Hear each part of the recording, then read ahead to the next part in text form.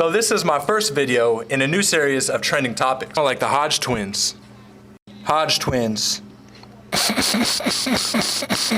Hodge twins. So this video is going to be about that hashtag PrayForBoston. You know, the Boston explosions, the bombings. So as you guys know, I mean, the bombing was it's straightforward. There are smaller bombs, but you know, a lot of people were injured. I think 3 died and like 130 were injured. You know, beside the point whether they inflate the injured number or not, it's a very serious event. I want to talk about it, guys.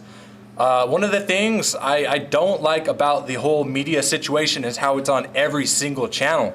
Now the thing is, when MTV's playing it, I'm not for sure, I'm just assuming, and then like E, and I saw it on ESPN, which makes a little bit of sense because it was a marathon, so that makes sense. But when it's on every channel and you know they're just playing the exact same clips, it's like 10 hours after the event and they're playing 8-hour-old news.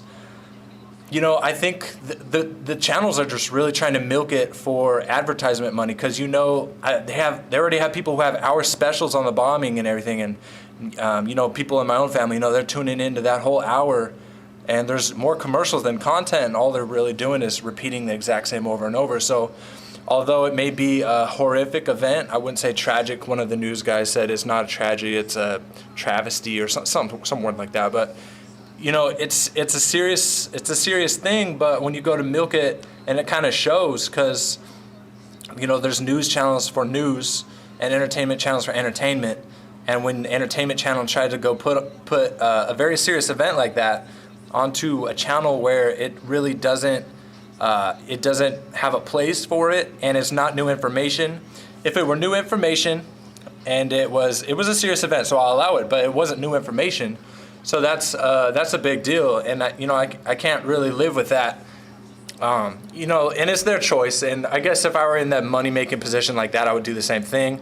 And so one of the things I got on my notes here I want to tell you guys is they said they had a person of interest. I listened to it maybe like 3 hours after the event, and it was 3 hours old news, and they were saying, yeah, we've got a person of interest, and he's 20 years old. He's a Saudi national. You know, he's got a student visa, which is, you know, it sounds sketchy. He just came here he snuck in with a student visa, and he was staying, waiting, and plotting. But I guess the student visa was legit, whatever that means. But then hours later, everyone's saying, no, they don't have a person of interest. There's no such thing as, you know, that was fake information. I heard that several times. And you know what that led me to think is that because they had said that they had a person of interest and they were watching him in the hospital, which is the impression I got. And I think they tried to take it back. They leaked the information, which was true, and they tried to take it back because they denied him one of his rights, or, you know, they did it incorrectly to where they had to suspect him, or, you know, I think they went about it wrong, and they went straight to him in the hospital. For some reason, I think they tried to take it back because they went about it wrong right off the bat. But then they did come out, and that's the funny thing. They came out and said, yeah, it's true.